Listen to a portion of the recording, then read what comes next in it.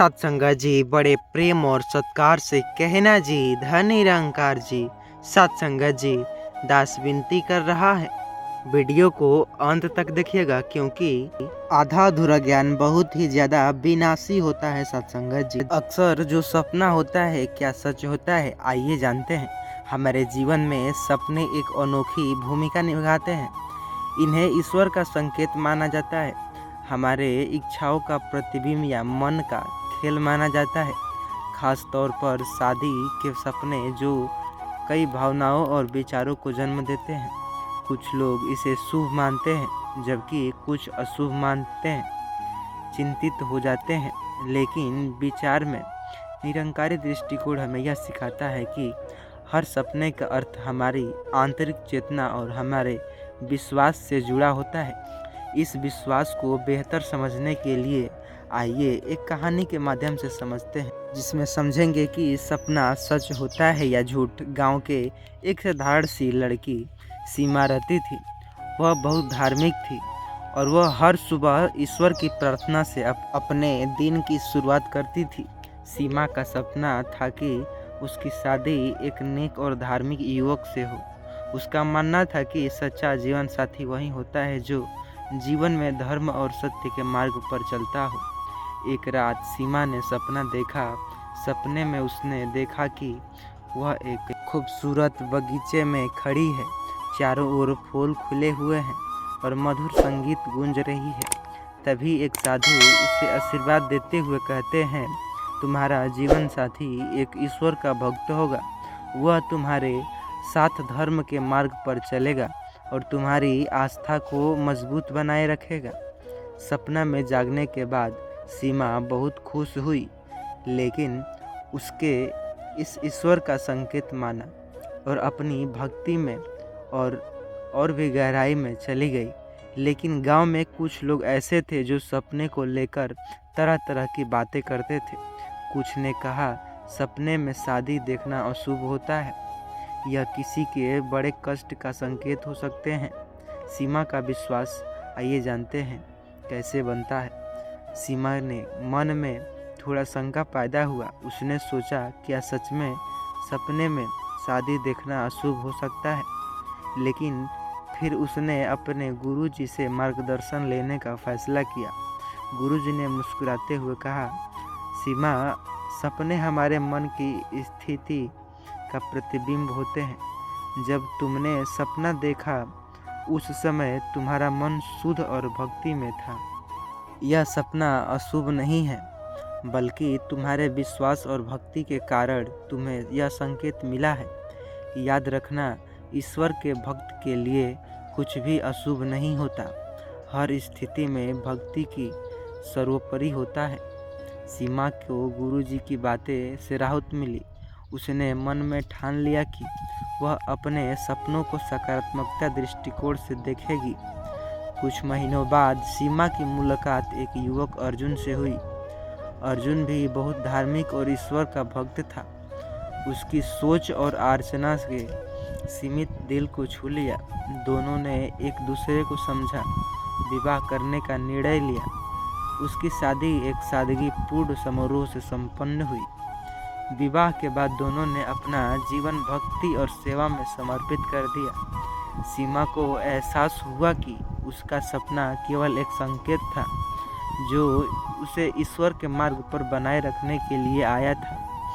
ईश्वर भक्ति विचार शुभ अशुभ का निर्णय कैसे करते हैं, आइए जानते हैं। निरंकारी दृष्टिकोण के अनुसार शुभ और अशुभ का आधार हमारी सोच और विश्वास है। सत्संगा जी, यदि हमारी सोच ईश्वर की ओर केंद्रित हो तो कोई भी सपना या घटना अशुभ नहीं हो सकता। यह हमारी आत्मा को शुद्ध करके और हमारे विश्वास को मजबूत करने का माध्यम बनाता है। सत्संगा जी, सपने अक्सर हमारे अंदर चल रही इच्छाओं की चिंतन विचार प्रतिबिंब होते हैं। उन्हें केवल सकारात्मकता रूप से देखने चाहिए। यदि कोई सपना हमारी भक्ति को बढ़ाता है तो शुभ ही है।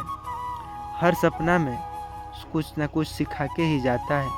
शादी के सपने यह सिखा देता है कि हमें जीवन में सही साथी चुनने के लिए प्रार्थना और विवेक का सहारा लेना चाहिए। जो व्यक्ति भक्ति के मार्ग पर चलता है उसके लिए शुभ अशुभ का महत्व कम हो जाता है। हर स्थिति को ईश्वर की मर्जी मानकर स्वीकार करना सच्ची भक्ति है। सीमा की कहानी हमें यह संदेश देती है कि सपनों को लेकर डरने की बजाय उन्हें ईश्वर की दृष्टि से देखना चाहिए। शादी के सपने शुभ या अशुभ नहीं होते।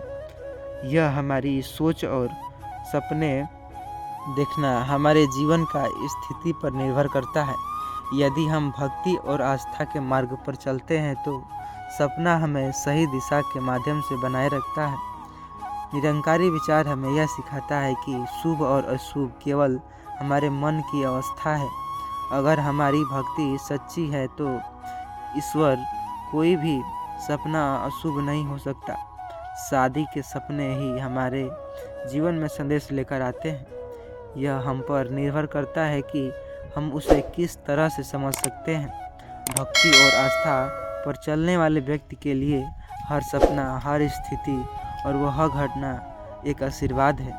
सीमा और अर्जुन की तरफ से हमें भी अनुभव को ईश्वर का संकेत मानते हुए सकारात्मक दृष्टिकोण से अपनाना चाहिए, न कि निगेटिविटी को अपनाना चाहिए कि आज सपना देखा, आज तुम्हारे साथ ये होगा तो वो होगा। हमें सपना कैसा भी हो, हमें उसे अपने नकारात्मकता से नहीं लेने चाहिए। सत्संगत जी, आइए जानते हैं साथी सतगुरु जिसके सपने में सतगुरु मिलते हैं उनके क्या होता है। यह बहुत ही महत्वपूर्ण कहानी है। इस वीडियो को अंत तक देखने की पूरी कोशिश कीजिएगा, क्योंकि इसमें आपको निरंकारी के सपने जो आते हैं संपूर्ण ज्ञान मिलने वाला है। सत्संगत जी, यह कहानी एक युवक के जीवन पर आधारित है जो अपने रोजमर्रा के संघर्षों में उलझा हुआ था और अपने जीवन के उद्देश्य में सुनने के बाद उसकी श्रद्धा और विश्वास अधूरा था। एक रात उसने सपने में सतगुरु जी का दर्शन किया और उसके जीवन का पूरा जीवन कैसे बदलता है वो सब कुछ जानेंगे। कहानी का नायक राजेश है। एक छोटे से गांव में रहता है। उसकी उम्र करीबन 30 साल थी। वह एक साधारण नौकरी करता था। उसके माता पिता जो धार्मिक पवित्र के मानते थे उन्होंने हमेशा सिखाया कि जीवन में सच्चे गुरु का होना आवश्यक है। बचपन से उसने संत महापुरुषों के बारे में सुना, लेकिन राजेश खुद को उन बातें से जोड़ नहीं पाया। राजेश की ज़िंदगी में मुश्किलें थी। उसे अपनी नौकरी की तरक्की नहीं मिल रही थी, परिवार की जिम्मेदारी बढ़ रही थी और उसे हमेशा एक अधूरेपन का एहसास होता था। वह सोचता था कि आखिर जीवन का उद्देश्य क्या है, क्यों इतने संघर्ष और समस्या है। इन सवालों के जवाब कहीं नहीं मिल पा रहे। राजेश गांव के एक संत निरंकारी मिशन के प्रचारक के यहाँ आए। उन्होंने सतगुरु निरंकारी जी के बारे में बताया। गांव वालों को यह समझाने का प्रयास किया कि एक सतगुरु के मार्गदर्शक में जीवन का असली उद्देश्य समझा जा सकता है। राजेश को भी उनके शब्द अच्छे लगे, लेकिन फिर भी उनके मन में संशय था कि उसे लग रहा था कि केवल एक गुरु का होना जीवन में प्रश्नों का उत्तर नहीं हो सकता। हालांकि उनके प्रवचनों में एक बात बार बार दोहराई गई कि सतगुरु का आशीर्वाद केवल उन लोगों को मिलता है जो सच्चे हृदय से उनकी ओर आकर्षक होते हैं। राजेश ने सोचा कि क्यों ना वही मार्गदर्शक में कुछ समय बिताया और जीवन में सही राह ढूंढने की कोशिश करें। सतगुरु की भक्ति का प्रारंभ राजेश ने कुछ दिनों बाद सतगुरु निरंकारी जी का सत्संग सुनने का निर्णय लिया। उसने पाया कि गुरु के प्रवचन में सच्चाई और प्रेम की अद्भुत शक्ति है। उसे वह एक अद्भुत शक्ति का अनुभव होता है, जैसे ही उसकी आत्मा को एक सच्चे मार्गदर्शक की तलाश थी, जो उसे यहाँ आकर मिल गई।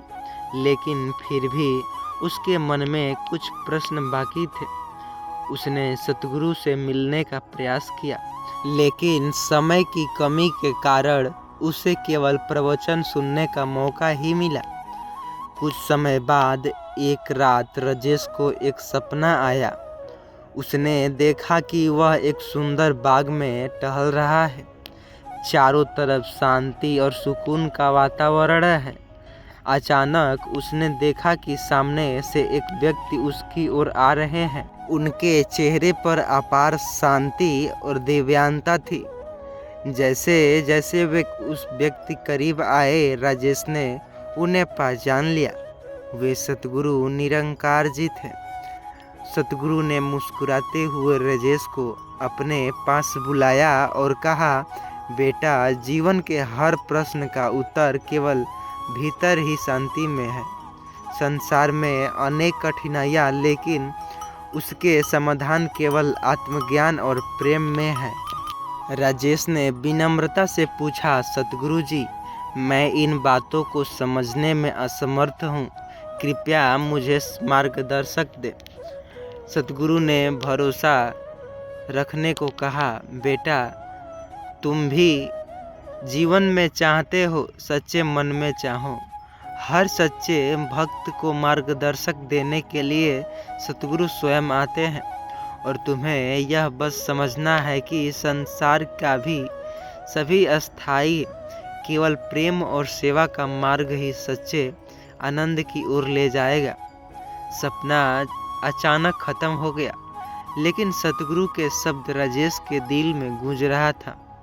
वह समझ गया कि उसकी तलाश का अंत आ चुका है और अब उसे गुरु के सिखाए मार्ग पर चलना है।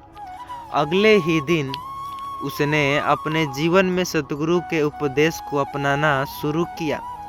उसके परिवार में भी एक सकारात्मकता बदलने नजर आई। जहां पहले निराश का माहौल था, वहां अब उम्मीद और प्रेम की भावना ने जन्म लिया। राजेश अब न केवल स्वयं की शिक्षाओं को मानता था, बल्कि गांव के अन्य लोगों को भी निरंकारी सतगुरु जी के मार्गदर्शक को बताने लगा। उसकी बातें सुनकर लोग प्रेरित हुए और सतगुरु के सत्संग में शामिल होने लगे।